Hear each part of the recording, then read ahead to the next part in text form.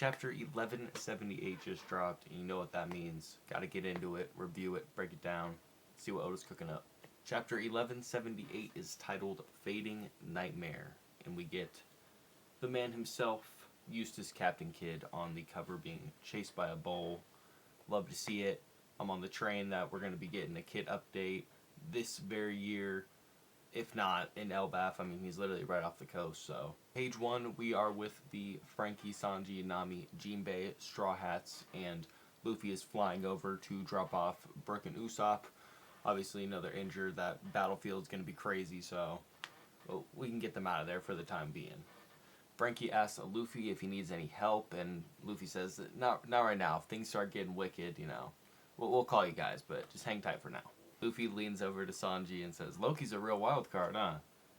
Sanji's like, yeah, that's the pot calling the kettle black. Like, that's pretty ironic of you to say, Luffy.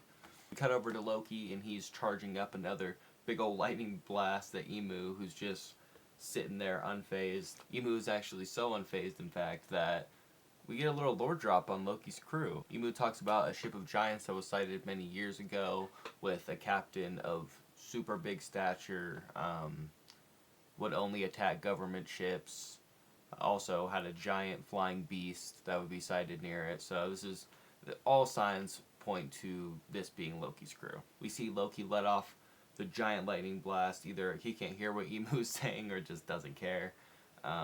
As we see Luffy Gear 5 running through the air. It's got the spinny legs, and he's telling Loki, you better save me some of that fight. I got some ass to kick. We cut to see that Imu did not get hit by that attack at all, or just absolutely tanked it. Just keeps on dropping lore. While Loki's getting irritated at this point, he's way too big. Like, he states multiple times in this chapter he needs to get out of this transformation because he can't fight this way. She's so tiny. Luffy, full of rage, finally catches up to the fight, and for Usopp and Brook, how could you do that? Gets ready to attack, and right as he's about to, on some God Valley shit, Imu separates from Gunko and has like the actual silhouette, like the actual Emu form, and Luffy stops in his tracks and gets the eye pop out. He's shook, which reasonably so. Luffy and Loki then back up a little bit because the Emu separating. It's giant. Like when it came out of Saturn, you had Whitebeard, Roger, Big Mom, all the big threats that were just taking a shot at once. So it's about the same size probably. Imu says the most fitting way to deal with this is to make both of you disappear, just like Rocks did, which, when I was reading it, that's a bad move. That's like Loki, or not Loki, that's like Luffy Shanks right there. So, in front of Loki, he even says at one point, he's like, did you say Rocks? Like, you don't want to feel that fire, man. This dude already wants to destroy the world. Imu then fires up a Domi Reversi, which we were all waiting to see how this could go. Can Luffy be Domi Reversi'd? Can Loki be Domi Reversi'd? A lot of people were theorizing that Loki was going to get Domi Reversi'd. He would be the main antagonist of Elbaf. But yeah, that shit don't work. Domi Reversi does not work for whatever reason, whether it's their devil fruits, we don't know yet. After getting hit by the little tentacle pierce that Rocks also got hit by, of course, unfazed, Luffy and Loki are just, get this shit away from me. Like, this is just annoying. This isn't even harmful. Then Imu has some thought bubbles. Typical Oda blue ball here. But just as expected, you two really are... ... Always those three fucking dots. Anyway, Luffy then finally, in this moment of Imu being like, oh shit, having this realization moment, fires up a Dawn Gatling, and just like Saturn on Egghead, just absolutely puts holes, turns Imu into Swiss cheese. Then see Loki back in giant form. He's done fighting in the dragon form. He's getting straight to business. Calls Ragnar. We get a super cool new transformation for Ragnar, like a new look at it, where it's in hammer form, but then I don't know if this part is called the hammer, but the hammer part has like Ragnar's face on it, and I think that's probably the hybrid form, but super cool. And then Loki charges back to swing and says, get out of the way, Luffy. So, calling him by his name, consistently. This is, ooh. He's the next crew member. I won't get into that here, but he's the next Straw Hat. We see Loki unleash a Niflheim and just freezes Emu on the spot. First, Luffy is like, whoa, that's cool. And then he's like, wait, you just stopped the ass kicking. I wasn't finished yet. But right as he says that mid-sentence, he turns old man form and runs out of Gear 5. Even Loki is a little worn out. He said he transformed for too big for too long, so even after 6 years of having the devil fruit, there's still some limitations. We cut to Fisherman Village where everything is on fire, and even though Loki is innocent, the civilians are still not very happy that he's been going around blowing everything up and setting things on fire.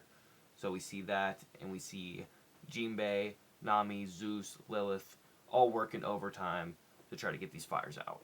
Zoro's group, we see that they're just about finished cleaning up all these Domi Reversi giants.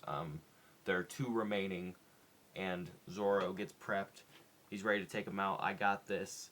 And then we see a hoof enter the frame, and from the back comes Chopper, and he hits a little 1-2 combo on the last 2 Domi Reversi giants and flips them back. Zoro's absolutely shocked. He's like, Chopper, how did you do that? And even Chopper's just, yeah, I don't know. All I know is I can reverse them back out of this demonification, so I'm a doctor. That's what I'm meant to do. Zoro chalks it up to just Chopper being that amazing of a doctor, and of course, Chopper is flattered. Elbaf is seeming to be free of all enemies. It's really just the fire that's the biggest problem now. It's spreading throughout the entire tree, and one of the biggest weaknesses of Atomwood, lightning and fire. So Loki is actually just a hard counter to his own country. We hop over to the Owl Library where Saul and Robin are checking out the damages, which it's not on fire anymore. However, all the books and Biblo the Owl are now gone. I'm a little suspicious of that boy Biblo now. I thought he was going to help us out, change Ragnar's size a little bit, let somebody else swing that bitch, manly Usopp. But now this motherfucker went and took all the books and didn't tell anybody where he went, so I got my eye on you, buddy. Over to Frankie and Sanji, where they're still power scaling, wondering how the Holy Knights were this easy to take out. And Frankie's saying, hey, even if these are the Holy Knights, it was only 3 of them, and there's like 10 of us, so we should have won that fight, right? Sanji argues back that, yeah, it's only 3 of them, but just these 3 people were able to throw Elbaf, the country of war, into absolute chaos. So he's got a point. I see kind of what Oda's trying to do. He's trying to make the Holy Knights look better a little bit, even though they're getting absolutely stomped right now. He's trying to give them some cope. We see Killingham still decapitated, is questioning how Emu got no diff. Going up against 2 of the strongest in the verse, probably. So, yeah.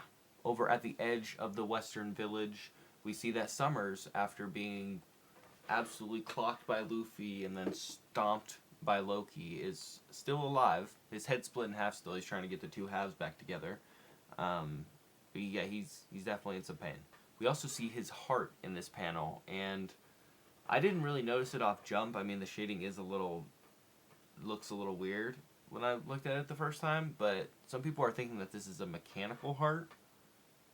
I don't know what the purpose of that would be, but yeah, we'll have to see when it's animated, like 2 years from now.